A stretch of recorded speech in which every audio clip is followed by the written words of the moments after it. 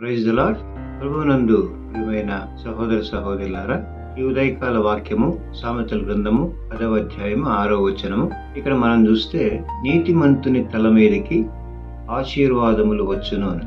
సహజంగా ఇటువంటి మాట మనం చదివినప్పుడు, ఇటువంటి మాట మనం విన్నప్పుడు మనకు చాలా సంతోషం వేస్తుంది. ఎందుకంటే ఆశీర్వాదములు, దీవెన ఇవన్నీ మనకు సంతోషాన్ని ఇచ్చేటువంటి మాటలు. అయితే వాక్యము మనతో మాట్లాడుతున్నది ప్రత్యేకంగా వీరికి మాత్రమే ఆశీర్వాదములు వచ్చును అని ఇక్కడ ఖచ్చితంగా మాట్లాడుతున్నది వాక్యం. ఏంటది?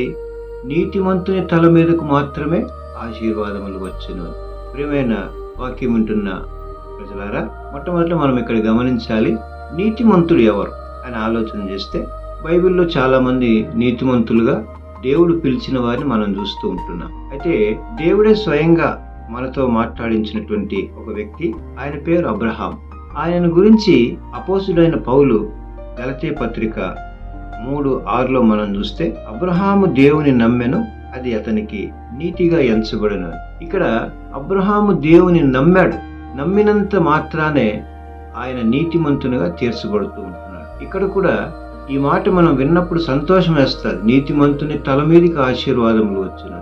కానీ ఇక్కడ నీతిమంతుడు అని ప్రత్యేకంగా చెప్పినప్పుడు మనం కూడా ఒకసారి మనం ఆలోచన చేయాలి.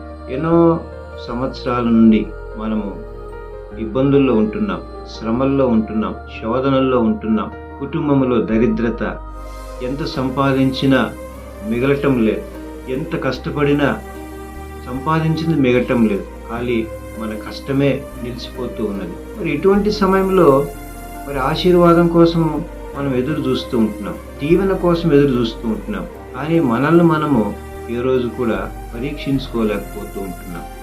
వాక్యము ఖచ్చితంగా సెలవిస్తుంది, నీతిమంతుని తల మీదకి ఆశీర్వాదములు వచ్చును. ప్రియమైన దేవుని ప్రజలారా, మనం గమనిస్తే మొట్టమొదట మనం ఆలోచన చేయాలి, నీతిమంతుడు ఎవరు?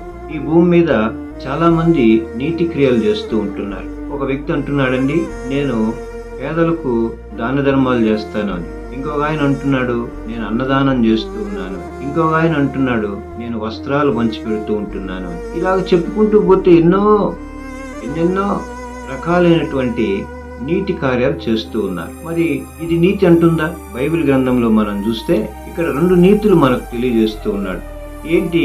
మొట్టమొదటిది మానవ నీతి, తర్వాత రెండవది దేవుని నీతి. మానవ నీతి మనం ఇందాక విన్నాం, మానవుడు చేసే ఎన్నెన్నో మంచి పనులన్నీ కూడా అవన్నీ మానవ నీతి కిందకు వస్తుంది. మరి దేవుని నీతి ఏంటి అంటే, అపోస్తుడైన పౌలు చెప్తూ ఉంటున్నాడు అక్కడ, ఎవరైతే దేవుని యందు అనగా యేసుక్రీస్తునందు విశ్వాసం ఉంచుతూ ఉన్నారో వారందరూ కూడా నీతిమంతులుగా తీర్చబడుతూ ఉన్నారు, ఆత్మ సంబంధమైన అబ్రహాము కుమారులుగా వారు తీర్చబడుతూ ఉన్నారని తెలియజేస్తూ ఉన్నాడు. ఇక్కడ మొట్టమొదట నీ విశ్వాసాన్ని బట్టి దేవుడు నిన్ను నీతిమంతునిగా తీరుస్తూ ఉన్నాడు.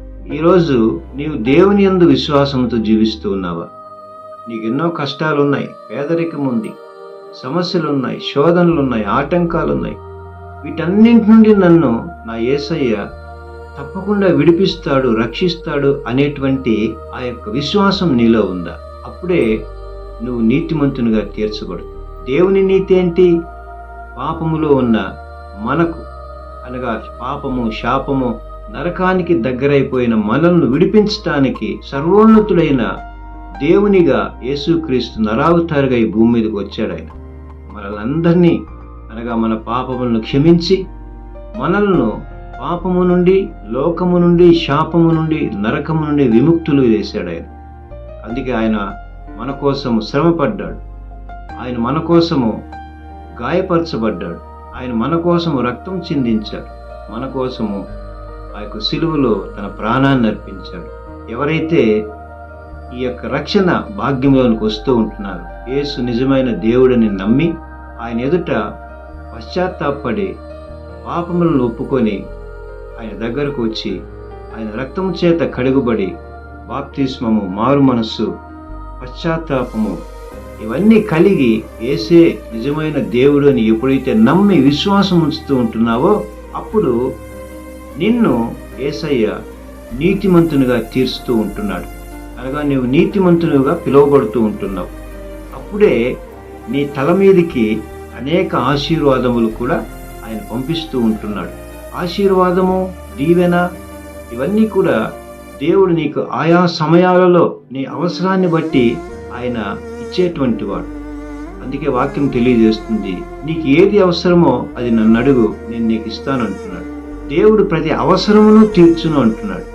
ఆశీర్వాదము, దీవెన మనకు అనవసరంగా ఇస్తే దాని విలువ మనకు తెలియదు. దేవునికి కూడా ఒక ఆలోచన ఉంది. ఈ ఉదయకాలం నీవు ఏదైనా అవసరతలో ఉన్నావా, ఇబ్బందుల్లో ఉన్నావా, దానిని బట్టి దేవుడు నిన్ను బలపరిచేవాడుగా ఉన్నాడు.